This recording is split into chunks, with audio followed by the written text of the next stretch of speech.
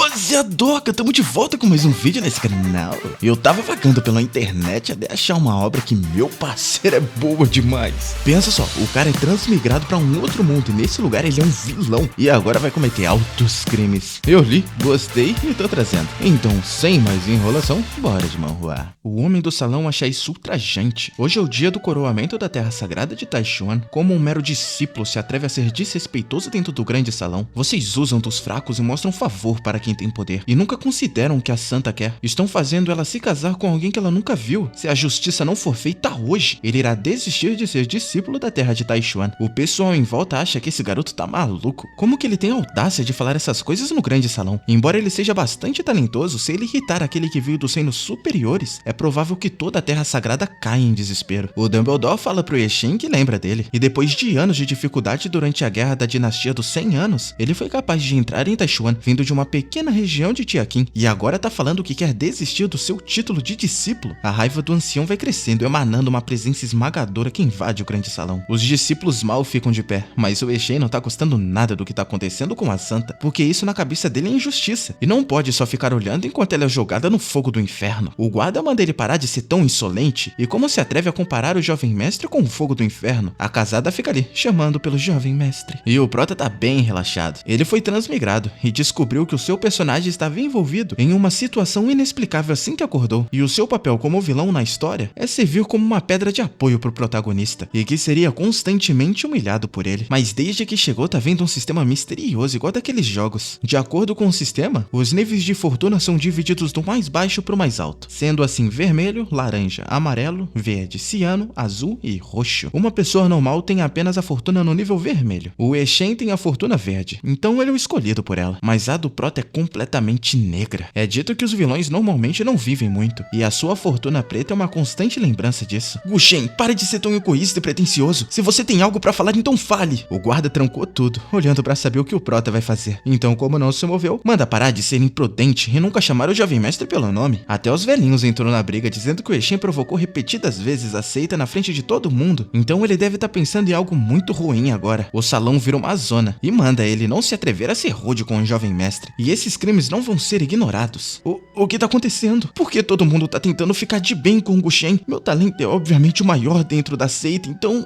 eu sou o futuro desse lugar. E até mesmo a Soki não tá defendendo ele, se perguntando por que, já que eles são bem próximos. Eu odeio admitir, mas ver o escolhido pela fortuna ser humilhado é bem satisfatório. Ele volta gritando com o prota, querendo saber se ele realmente acha que pode agir como se nada tivesse acontecendo e permanecer em silêncio. Então, pelo visto, ele só consegue se aproveitar dos outros. O pessoal tá começando a perder a paciência. O guarda avança com raios pra cima do Yexin, que só aceita, querendo que ele continue. Os golpes se chocam, gerando um grande impacto. O prota chama ele de idiota e avisa que nesse mundo os níveis de cultivação são corpo imortal, mar espiritual, palácio de almas, transcendente, onipotente, lorde sagrado, imperador sagrado, soberano sagrado e reino dos semideuses. Mas lembra que se o Yexin não conseguir vencer uma simples batalha entre reinos, então ele não seria digno de ser o escolhido pela fortuna. Nesse embate, o fogo vence, jogando o guarda pra trás. Ele fica com o braço molinho, entendendo nada do que aconteceu, quase que brincando, fala que ele tem até algumas habilidades. As gurias acham que a cultivação dele tá no reino do Palácio das Almas, então como ele conseguiu bloquear um ataque desses, enquanto a outra ouviu nada, só achando ele bem bonitão. Um dos discípulos mandam elas pararem, que o jovem mestre tá na frente deles, e como esperado, o escolhido tem habilidades. Parece que tudo que o Yexin fez hoje era pra evitar que a filha do Lorde Sagrado se casasse com ele. Essa mulher com uma fortuna amarela de 350 deve ser a protagonista feminina desse mundo. E já que ele ofendeu o nosso querido protagonista, então o Guxen finalmente faz alguma coisa. E pergunta se ela sempre teve tanta confiança assim no Yexin. Ela tá se esforçando só pra parecer indiferente e tentando fazer o prota acreditar que ela não tem relações com ele. Ou talvez ela deve estar com medo, pensando em como o Guxen vai lidar com esse garoto agora. Que mulher intrigante. Está vazio. Colocando a xícara na mesa. Se tremendo, ela tenta encher, mas cai tudo pra fora. E o malandro não perde tempo. Eu não sou um lobo ou um tigre. Então por que a senhorita está tão nervosa na minha presença? Ela tenta explicar, mas o prota fala que o chá tá bem quente. Então é pra deixar isso pros servos. Seria uma pena se ela machucasse as suas mãos. mãos. Mas a garota continua de cabeça baixa. É mostrado que a Sukin teve uma súbita mudança no coração. O valor da fortuna do Eshen cai em menos 10, já a do Goshen sobe em mais 10. Ficando surpreso que pode realmente fazer isso. Eita rapaz, que o bicho tá brabo. Mas o prota, que já encarnou o vilão na alma, diz que isso tá ficando interessante. O Eshen começa a emanar uma aura assassina no salão, falando que vai acabar com ele. E não importa se ele é o príncipe sagrado. O baiano não sai do lugar. Julgando pelo enredo original, o Eshen vai se superar e derrotar esse guarda. E depois vai tentar me desafiar. E com essa fortuna e talento pra cultivo, é certo que ele vai voltar anos depois pra se vingar. E se isso acontecer, o prota perde. Mas pro desespero do Eshen, o Prab é um transmigrado e sabe da história toda. E tá na hora de começar a mudar esse enredo. Que tédio. Ele se levanta de seu trono e flutua até o meio do salão, espantando todo mundo. Já que esse assunto é comigo, não precisa se dar o trabalho, Shawn. E agora quer dar uma de fodão? Não pense que isso me assusta. Essa toda sua coragem seria apenas ignorância? Emanando uma escuridão que cobre todo o salão, deixando o Ye custando a se manter em pé na frente dele. Isso até que surpreende, prota. Mas é só parar de espalhar e focar tudo em linha reta, estourando as portas do salão, botando o Ye de joelhos. E Eshen, como você esperava que eu fosse responder a toda essa merda? Os discípulos acham isso surreal, e apenas com a aura foi capaz de fazer tudo isso. Querendo saber se o jovem mestre sempre foi forte assim, o amigo avisa que é claro que sim, porque ser dos reinos superiores não é pouca coisa. A Sukin nem acredita em toda essa aura, perdendo a força do próprio corpo. Quase indo dessa pra melhor, o sistema avisa que ele humilhou o escolhido pela fortuna em público. Então o valor da fortuna de Eshen diminui em 10, e o valor de destino do usuário sobe em 50. O Goshen tava certo, dá pra aumentar o valor de destino, e ainda por cima pode ser usado para aumentar o nível de técnica. E é claro que também aumentará o nível de cultivo. Então feche os olhos se concentrando no sistema, querendo saber quantos pontos de destino ganharia por matar o Eshen. Aqueles com boa fortuna nunca deixarão de ter a proteção dos céus. E levando seu valor de fortuna em consideração, fazer isso irá colocar a sua própria fortuna em risco de ser extinguida. Então isso significa que destruir a fortuna do escolhido só traria azar. Agora faz sentido a sua fortuna estar na cor preta, só dando a certeza para ele que ele é realmente um vilão. A fortuna é um fator imprevisível e inevitável. Não seria difícil matar o Eshen com a força atual, mas se ele fizer isso, então fará com que as variáveis desconhecidas apareçam. E piora, porque o prota é a maior variável no momento. Então, embora não possa acabar com ele agora, ainda pode aumentar gradualmente seu próprio nível de fortuna roubando a do Eshen. Isso vai acabar com ele quando zerar a fortuna por completo. O sistema confirma. E o mesmo se aplica àqueles com relação próxima ao protagonista do mundo. Então significa que tentar mexer com Eshen usando a Sukin não funcionaria também? O ancião gargalha que o cultivo do jovem mestre é esplêndido, mesmo sendo tão jovem. Uma mera brisa de sua aura faz todos eles se tremerem de medo. Vocês me estimam muito. Minha força não é grande coisa. O Shawn pede desculpas por não ter conseguido resolver sozinho, mas o prota só releva. O Ye, suando frio, não sabe como ele chegou nessa situação, querendo achar algum culpado por isso. Levantando no puro ódio, manda ele ir pro inferno enquanto tenta acertar um soco, mas o golpe para na barreira invisível. E isso é algo que nem o Ye esperava. Então o prota ergue a mão, faz um balanço e explode o Eshen no pilar, deixando a Sukin em pânico. E Eshen, você não só ignorou completamente as regras da seita, mas também desrespeitou o jovem mestre inúmeras vezes. Então agora será selado o seu cultivo e também enviado ao calabouço e ficará preso até que Goshen diga do contrário. Os discípulos acham que esse Eshen é um idiota. Ele tinha sido poupado antes e ainda assim tenta atacar de surpresa. Ele é a vergonha dessa seita. O prota se vira pra sair, com o Eshen gritando pra não encostar nele. Ele é o discípulo mais talentoso desse lugar. Ele é a esperança e o futuro dessa seita. Mas o prota só volta bem Shed pro lado da santa. Sukin, ouvi dizer que a lua estará muito bonita hoje à noite. Poderia, por gentileza, me abençoar com a sua beleza? O jovem mestre é capaz de manter elegância mesmo diante de tudo o que aconteceu? Um homem tão mente aberta. Minha filha definitivamente estará disposta a isso. Mas ela não tá muito afim, não. O ancião diz mentalmente que o futuro da seita pelos próximos milhares de anos está nas mãos daquele homem, e ela não pode se dar ao luxo de errar nessa decisão. Então, ela aceita. O Eshen, ouvindo que ela aceitou, acaba tomando um golpe crítico direto no coração, e o estado mental de Eshen foi danificado. E o valor da fortuna diminui em 100 pontos, com o valor de destino do prota aumentando em 500. A fortuna do escolhido não é nada mais do que uma plantação que o sistema vai colher. É um pouco problemático, mas o processo de torturar lentamente uma formiga até o seu último suspiro é muito divertido. O tempo passa até trocar o dia pela noite. Fala que sabe que a Sukin está interessada no Eshen, mas a situação deles agora é complicada. Ela entende. O Ye não chega nem perto dos benefícios que o Lorde pode oferecer pra eles. Pai, tá tudo bem.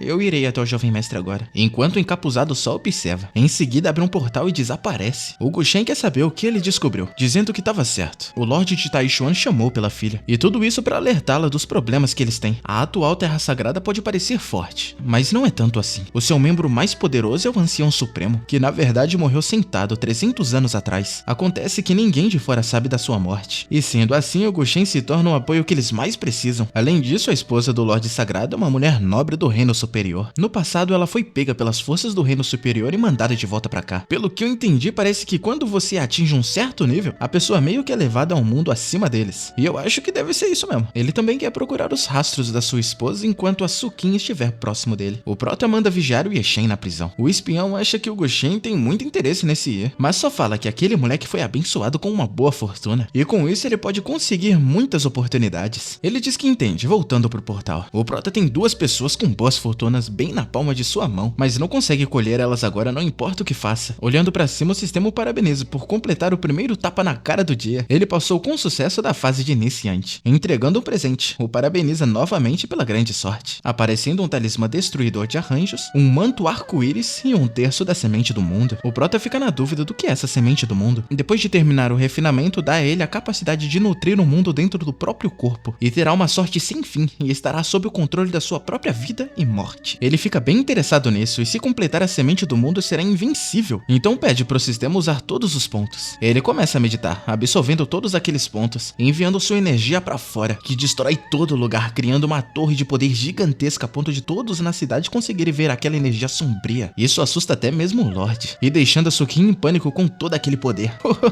Olha pra você agora. Tente ver isso de uma forma diferente. Não só o Guxen tem um coração e mente tranquilos, como também é muito poderoso. Ele é muito mais interessante do que aquele tal de Yeshen, ou sei lá o nome. Nós somos duas almas e um corpo, você sabe. E eu sei exatamente o que você pensa. Ela manda aquele espírito calar a boca, que fica achando ela muito infantil. Dentro do quarto do Guxen, ele passou de onipotente e Lorde Sagrado para Imperador Sagrado, pensando que em um único momento ele conseguiu que os seus talentos crescessem, achando esse sistema aterrorizante. Avançar somente um nível do código mortal da Eoista consumiu muitos pontos de destino, mas vai deixar isso de lado. Desde que o sistema exista, ele pode conseguir quantos pontos de destino quiser no futuro, já psicopatando, avisando que é melhor o Ye continuar cultivando, porque se ele zerar toda aquela fortuna, vai acabar com ele. Então, jogado e estrupiado na cela, nem acredita em tudo que tá acontecendo. Nos últimos 3 anos, não importa o desafio que enfrentasse, sempre conseguia escapar das garras da morte e sair ileso. Frustrado, acerta a parede da cela, quando uma luz saindo do anel chama por ele. Flutuando no ar, ele a chama de mestra. Ela encara o trouxa todo lascado. Ele quer saber onde ela tava e por que não ajudou ele naquela hora. E diz que naquele momento ela sentiu a presença de um espírito muito poderoso. Ela não sabe de quem era, mas é um fato que esse espírito teve participação na sua queda. Então por isso nem tentou fazer nada e manda ele parar de ser tão irresponsável. O Yeshen fica bravo com essa de irresponsável e acha que até a mestra quer desistir da Sukin. Então tenta falar do físico dela, mas a Ruiva manda parar, que eles ainda precisam pensar mais nisso. Eu concordo, o físico agraciado. E fala que o Guxen não tem somente origens assustadoras, como também tem uma pessoa poderosa protegendo ele. E por causa disso não podem enfrentá-lo de frente. Mas continua marrento, querendo ligar pra nada e dizendo que só foi azarado daquela vez. A mestra fica decepcionada porque ele não tá aprendendo com a imprudência, mas ao invés disso tá ficando ainda mais arrogante, chamando ele de maturo. A maior prioridade é tirar ele dessa situação de agora, começando a sentir a presença de muitos mestres poderosos dentro dessa masmorra. O Yeshen tem uma ideia. A única razão pela qual a Terra Sagrada de Taichuan possui as veias dracônicas por centenas de anos é porque as seitas temiam a força do Ancião Supremo. Mas o que os outros não sabem é que o Ancião Supremo morreu já faz 300 anos. Então pede pra mestra espalhar essa informação. Assim, as seitas que estiverem mantendo as veias dracônicas pra si iriam sem dúvidas tentar conquistar esse lugar. Desse jeito ele pode escapar. Ela acha que se isso acontecer, teme que a Terra Sagrada seja completamente destruída e o povo desse lugar que cuidou e tratou dele por anos vão todos morrer. Pra lá de Bagdá ele não tá nem ligando, falando que eles quem o traiu friamente no grande salão. Então quer que todos sofram as consequências por tudo isso. Ela suspira com essa idiotice, mas do lado de fora o tiozinho ouviu tudo, e essa foi a oportunidade que o jovem mestre estava falando antes, se perguntando se essa é a alma remanescente de um grande mestre. Do lado de fora, em um lugar afastado, a Sukin se encontra com o Guxen, e ela fala que as palavras dele foram muito interessantes. O Reino Supremo é tão grande quanto ele tá dizendo? A fantasminha entra na conversa, dizendo que avisou ela. O Guxen é um homem jovem e sábio. É muito melhor do que aquele Yeshen. Se o Reino Superior é grande ou não, por que você não vai e descobre por si mesma? Jovem mestre, você deve estar brincando. Sem a força de um semideus, a barreira não pode ser quebrada. Hoje em dia, como alguém poderia chegar ao Reino Superior? Mesmo os mais fortes cultivam cultivadores de todas as terras sagradas estão apenas no reino imperador sagrado. Estar no reino semideus é assim tão incrível. Depois de chegar no reino superior, verá o quão insignificante o reino semideus é. Ela quer saber dele se quando estiver no reino superior, ele seria capaz de proteger ela. Então ele quer saber onde ela quer chegar com isso. Eu sei que é difícil pra mim satisfazê-lo com o meu status atual, mas eu estou disposta a servi-lo pelo resto da minha vida. Recebendo do sistema que o temperamento da Sukin com o Guxin mudou, o valor da fortuna de Eshen diminui em 40 pontos, e o valor de destino do usuário aumenta em 200. Ele percebe que se a rota de desenvolvimento de um personagem relacionado ao escolhido for mudada, o valor de sua fortuna também diminui. Desse jeito, seu próprio valor aumenta, e se for assim, as coisas ficarão muito mais fáceis. Me satisfazer? Parece que as atitudes da Santa Kim realmente mudaram rápido. Você está sacrificando a si mesma para que eu solte o Yeshen, não é? Ela levanta a cabeça em pânico, falando que não ousaria fazer tal coisa, e sabe que a sua beleza não é digna de ser vista, e tudo o que ela tá fazendo é meramente para expressar a sua sinceridade, na esperança de que o jovem mestre não leve pro coração o que aconteceu mais cedo.